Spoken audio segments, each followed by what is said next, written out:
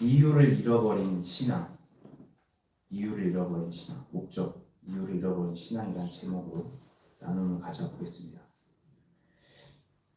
우리 신앙인들은요, 교회를 다니기 시작하면서부터 신앙생활이라는 걸 하게 되죠. 신앙생활이라는 게 뭘까요? 신앙생활. 근데 일반적으로 이 신앙생활을 교회를 다니고 또 교회에서 예배 드리고 또 뭐 가정에서 기도하고 말씀 보고 뭐 찬양 드리고 그런 거 통칭해서 신앙생활이라고 이야기를 합니다. 근데요, 그렇게 신앙생활을 할 때요, 저도 신앙생활을 했잖아요. 하고 있으면서 저는 이런 의문이 들었어요. 종종 제 자신을 돌아보고 또 주변의 신앙생활하고 있는 성도님들을 돌아보면서 우리가 지금 이 신앙생활을 하는 이유가 뭘까? 지금 목적이 뭘까? 이거 왜 하고 있는 걸까? 이런 의문이 들기 시작했던 거예요. 너무 뜬금없다 생각할 수도 있는데요, 저는 그런 의문이 들더라고요. 그래서 성도님께도 한번 질문 드리고 싶습니다. 우리가 지금 신앙생활 하는 이유가 뭘까요? 목적이 뭘까요? 우린 도대체 왜 교회를 다닐까요? 친목을 위해서 다니나? 신앙인들 사이의 친목? 아니면 어떤 보람을 느끼기 위해서? 물론 교회를 다니다 보면 신앙인들 사이에 친목이 생길 수 있죠. 보람을 느낄 수도 있습니다. 하지만 우리가 교회를 다니는 가장 근본적이고 기본적인 이유는요, 하나님 앞에서 예배 드리기 위해서죠. 예배 드리기 위해서 우리는 교회를 다닙니다. 우리는 찬양을 드리고 뭐 기도하고 말씀을 낭독하고 나의 신앙 고백을 하고 뭐 설교를 듣고 또 헌물도 올려드리고 교환의 지체들과 나눔을 갖고 함께 떡을 떼면서 그렇게 예배를 드리면서 예배를 드리기 위해서 교회에 오죠. 우리는 교회를 예배 드리기 오는 거예요.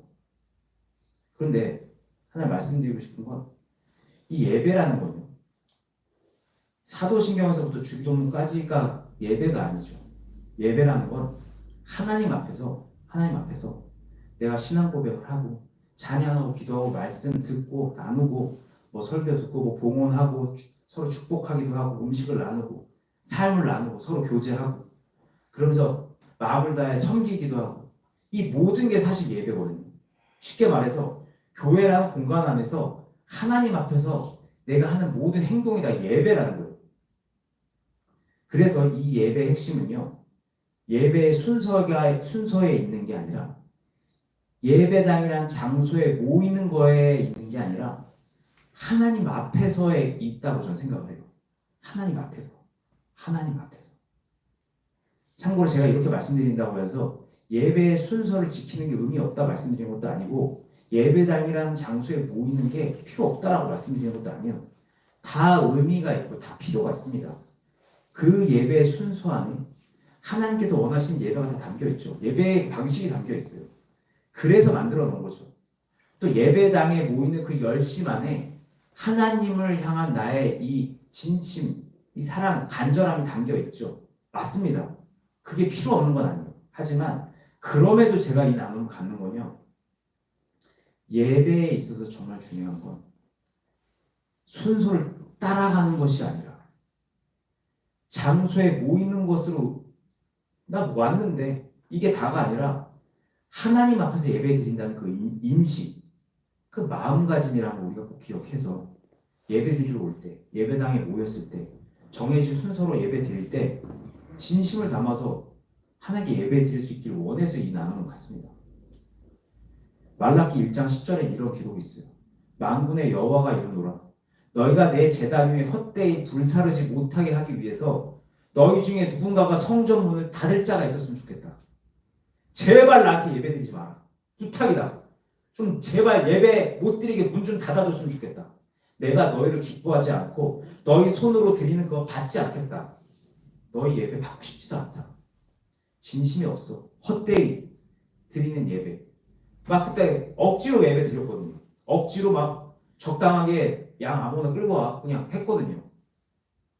불편하니까. 받고 싶지 않다 하시는 거예요. 근데 반대로 내가 지금 살아계신 하나님을 의식하면서 하나님 앞에서 예배를 드리고 있다면 그 예배 장소가 저기 무덤 속이어도, 카타콤이란 무덤 속이어도, 아무것도 없는, 거룩한 거 아무것도 없는 시체밖에 없는 무덤 속이어도, 또 예배 순서가 위급하니까 찬양하고 말씀 묵상밖에 없는 그런 간소한 예배여도 그 예배는 참 예배라고는 생각을 합니다.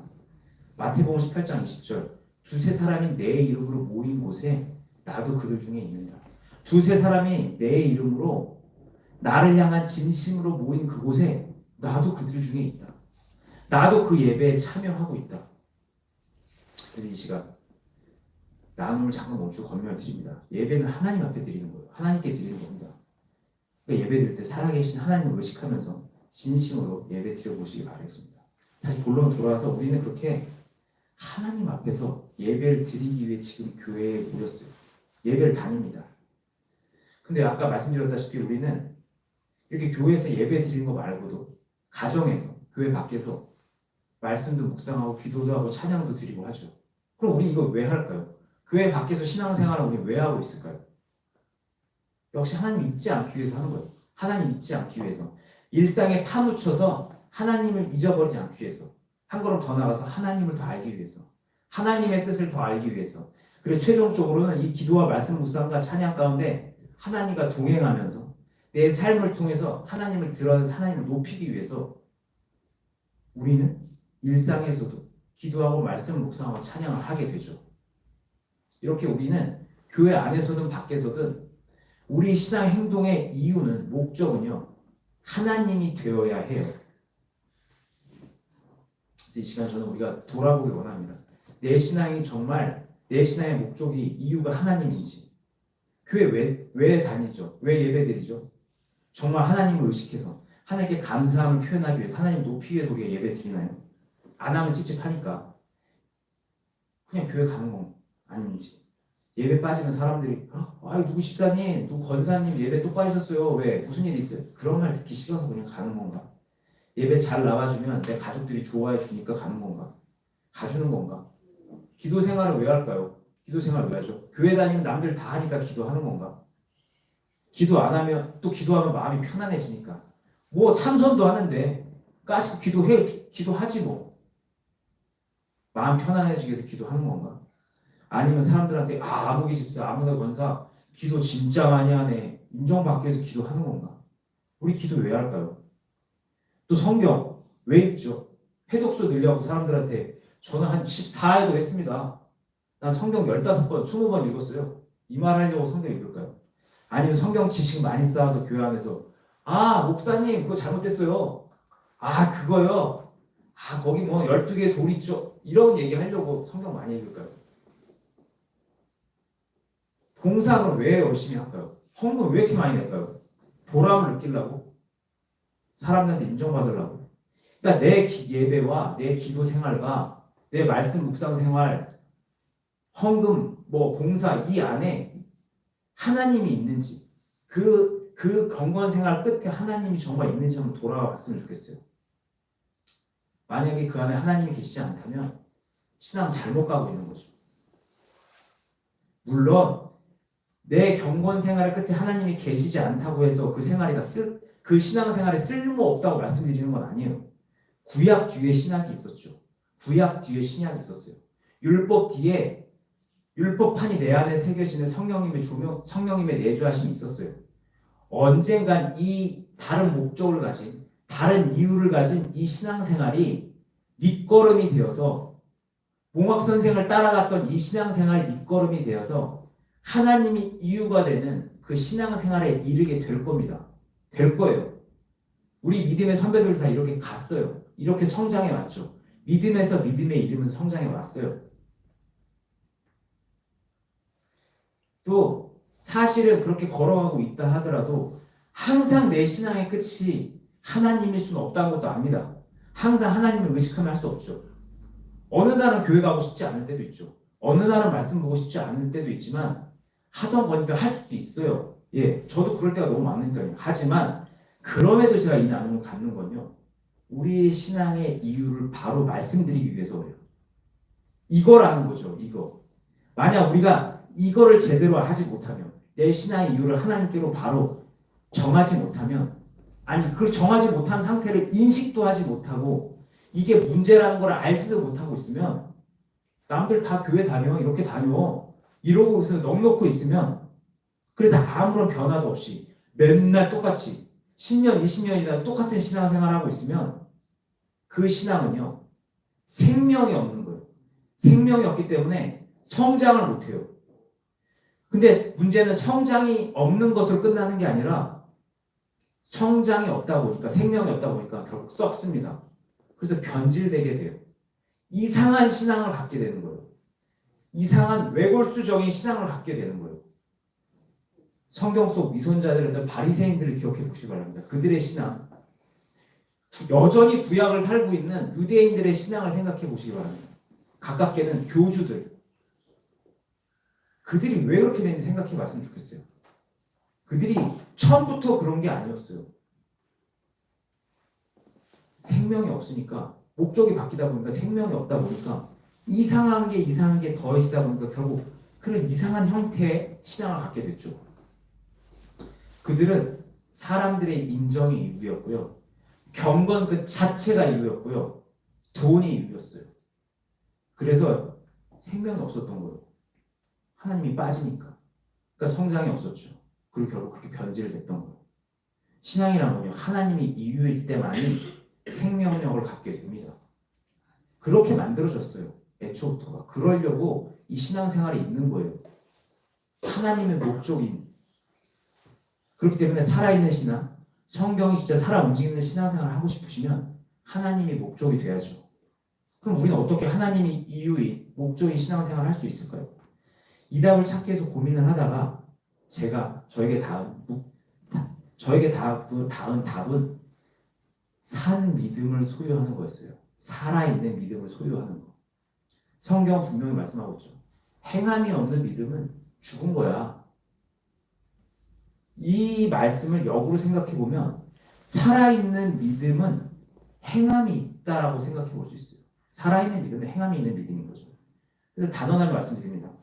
행함이 있는 믿음은 산 믿음이에요. 산 믿음은 행함이 있는 믿음이에요. 그렇다면 성경이 말씀하고 있는 행함은 뭘까요? 이 또한 저에게 닿은 행함은요, 성경이 위선이 아니라 진심으로 사라지는 걸 의미했어요. 저는 그렇게 받아들였어요. 행함이라는 건 성경이 그냥 진심으로 사라지는 거예요. 억지로 살려고 하는 게 아니라 진심으로. 이게 행함이라고 닿았어요. 그리고 성경이 그렇게 위선이 아닌 진심으로 사라질 때 우리는 그 신앙을 온전한 신앙이라고 말할 수 있겠죠. 온전한 신앙이다. 그때 우리 말할 수 있는 거예요. 바리새인의 의보다 더 나은 의, 바로 진심으로 사라지는 의, 온전한 신앙이라고 말할 수 있겠죠. 그 온전한 신앙은 근데 하나님을 내 신앙의 목적으로 둘 때 살 수 있게 돼요. 이게 왜냐? 성경을 있는 그대로 진심으로 살아내는 온전한 신앙에는 하나님의 일하심이 꼭 필요하거든요. 하나님의 일하심이 있어야 온전한 신앙생활을 할 수 있거든요.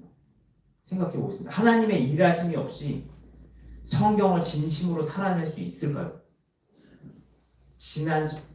지금 하나님을 만나서 동행하고 계신 성도님들의 지난 삶의 여정, 신앙의 여정을 기억해 보시기 바랍니다.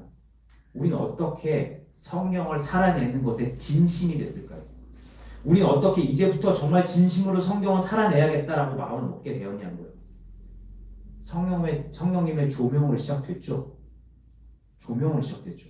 성령님의 조명으로 내 죄를 알게 되고 그 죄를 알고 나서 천국에 들어갈 수 없, 이 상태로는 천국에 난 절대 못 들어가는구나. 그걸 알게 된 후에 성령님에 따라, 성령님의 조명을 따라 살아가는 그 거룩한 삶에 대해서 간절해지게 되죠. 이 꼴로는 난 천국 못 가는구나. 거룩해져야 되는데, 거룩한 삶을 살 수 있어야 되는데, 그때 마음이 간절해짐이 생기죠. 진심이 생기는 거예요. 성경을 살고 싶은 마음이 생기는 거죠. 천국 백성의 삶인 성경을 진심으로 살아내는 그 거룩한 삶에 대해서 진심으로 원하게 된 거예요. 그렇죠. 우리는 그때 진심이 생겼죠. 또 우리는 성령님의 조명으로 그렇게 진심을 소유했을 뿐만 아니라 실제로 일부라도 성경을 억지로가 아니라 진심으로 살아낼 수 있게 됐죠. 그럼 어떻게 우리가 이렇게 살 수 있게 됐을까요? 강인한 정신력으로? 엄청난 의지로? 아니죠. 성령님의 조명이 없었다면, 그동안 우리가 해왔던 그 많은 후회가 없었다면, 주님께서 그래 해보자 하는 마음을 주지 않으셨다면 지금 이 신앙 우리가 가능했었냐는 거죠. 성경은요, 하나님의 일하심이 있을 때 살고자 하는 마음이 생기고요, 또 살아낼 수 있어요. 이게 억지로 한다고 되는 게 아니에요. 억지로 살아내려고 막 사방에 벽에 붙여놓고 성경 살아내야지, 놓아야지, 겸손해야지, 그런다고 살 수 있는 게 아니라는 거예요. 그리고 그렇게 그 하나님의 일하심은, 그렇게 우리로 살게 하는 그 하나님의 일하심은 내 신앙의 이유가 하나님께로 향할 때 일어나게 됩니다. 에레미야서 29장 13절, 너희가 온 마음으로 나를 구하면 나를 찾을 것이요 나를 만나리라. 우리의 온 마음이 주께 향해서 주님을 구할 때 우린 주님의 일하심을 만나게 되죠. 하나님을 만나는 거예요. 그래서 지금부터 우린 잠깐 신앙생활, 우리 주님을 신앙의 이유로 둔 그 온전한 신앙생활을 해서 하나님의 일하심이 강력하게 나타났던 초대교회의 그 신앙 고백, 그들의 신앙 고백이 너무나도 잘 담겨 있는 초대교회의 기도 한 달락을 읽어볼 겁니다. 함께 읽어볼 거예요. 이게 바로 나의 신앙의 목적이, 이유가 주님이 신앙생활이거든요. 그 고백이 잘 담겨 있어요. 사도행전 4장 23절부터 31절 말씀이에요. 사도행전. 근데 다 읽진 않고요. 사도행전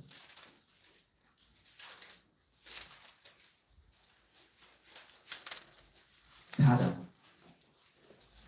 23절부터 31절 말씀인데요. 이거 다 읽진 않고 그냥 27절부터 읽고 교독할 겁니다. 27절부터 교독할 건데 제가 먼저 27절을 읽어보겠습니다. 과연 헤롯과 본디오 빌라도는 이방인과 이스라엘 백성과 합세하여 하나님께서 기름 부으신 거룩한 종 예수를 거슬러 하나님의 영광과 도를 잃어버리고 일어나신 그것을 행하려고 이 성에 모였나이다. 29절, 주여 이제도 그들의 위협함을 굽어보시옵고 또 종들로 하여금 담대히 하나님의 말씀을 전하게 하여 주옵시고 손을 들어 원한다게 하시옵고 헤롯과 기사가 거룩한 종 예수의 이름으로 이루어지게 하옵소서 하노라. 31절 함께 읽겠습니다. 시작. 빌레르가 안에 모인 곳이 진동하더니 우리가 다 성령이 충만하여 담대히 하나님의 말씀을 전하니라. 그 무서운 박해 속에서 그들의 신앙의 이유가 뭐였나? 안전이었나? 잘 먹고 잘 사는 건 아니죠. 하나님의 뜻이 이루어지는 거였어요. 신앙의 목적이, 이유가 하나님이었다는 거예요. 거룩한 종 예수 그리스도의 이름이 드러나는 거. 오직 하나님의 뜻이었다는 거죠. 그리고 그 이유에 따라 그들은 기도를 했죠. 아버지의 뜻이 이루어지길 원합니다. 거룩한 종 예수 그리스도의 이름이 드러나길 원합니다. 그렇게 그들의 목적, 이유에 따라 기도를 했을 때 하나님께서는 그 기도에 성령 충만함으로 응답해 주셨죠.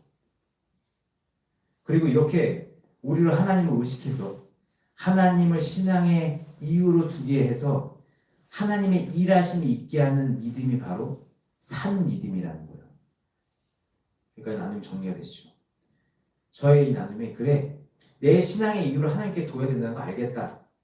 근데 내 신앙의 이유를 하나님께 어떻게 둬? 인위적으로 할 수 있는 게 아니라며. 아 그래 산 믿음을 소유하라고? 오케이 산 믿음을 소유하면 행할 수 있으니까 그래 알겠다. 산 믿음을 소유하면 하나님께로 마음을 향할 수 있겠네. 알겠어. 근데 산 믿음은 어떻게 소유하지? 산 믿음은 어떻게 소유할 수 있을까? 라는 의문이 드실 수도 있을 겁니다. 왜냐하면 제가 쓰면서 의문이 들었거든요. 아니 뭐 산 믿음은 어떻게 소유하는데? 그래 질문을 드려봅니다. 산 믿음은 우리가 어떻게 소유할까요? 어떻게 살아있는 믿음을 소유할까요? 그 방법에 대해서 오늘 두 번째 부분 사도행전 15장 7절부터 9절 말씀.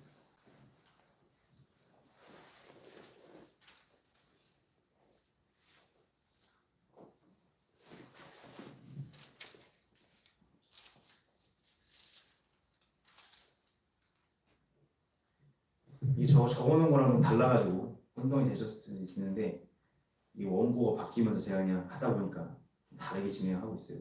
자, 두 번째 본문 사도행전 15장 7절부터 9절 말씀은 이거 그냥 원래 그냥 이거 그냥 일단 펴놓고 펴놓으시고 지금 바로 읽지 않고 말씀을 나누면서 이건 한 절 한 절 읽어보겠습니다. 자, 그렇다면 우리 이 3인을 어떻게 소유할까요? 첫째로 일단은 복음을 진리를 사람을 통해서든 말씀을 통해서든 들어야 됩니다. 들어서든 읽어서든 간에 내 심령이 들어야 돼요. 사도행전 19장 10절 함께 읽겠습니다. 시작. 많은 별들이 있음에 베드로가 일어나 말하되 형제들아 너희도 알거니와 하나님이 이방인들로 내 입에서 복음의 말씀을 들어 믿게 하시려고 오래전부터 너희 가운데서 나를 택하시고. 아멘. 성경은 말씀하고 있죠. 성경은 말씀해요. 믿음은 들음에서 난다고. 그래서 우리는 설교를 통해서든 말씀 묵상을 통해서든 일단 진리의 복음을 들을 수 있어야 됩니다. 그래서 베드로 사도가 얘기하는 거예요. 너희들에게 복음을 전하기 위해서 나를 택하셨다. 그리고 내가 지금 전하고 있다. 복음을 들을 수 있어야 돼요. 그래야 믿음의 씨앗을 소유할 수 있어요. 들어야지, 뿌려져야지 믿음의 씨앗이 소유될 수 있어요.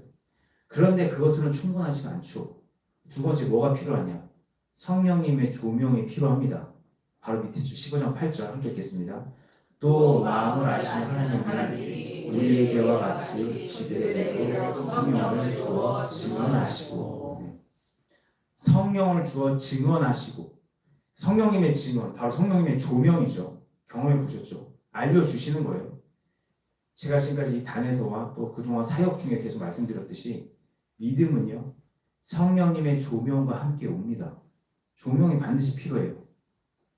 그동안 우리가 설교와 말씀 묵상을 통해 진리를 들었다면 이제는 우리는 성령님의 조명을 통해 그 들은 진리를 다시 한번 우리 영의 귀로 들을 수 있어야 돼요. 성령님이 다시 한번 말씀해 주시는 거예요. 심령에.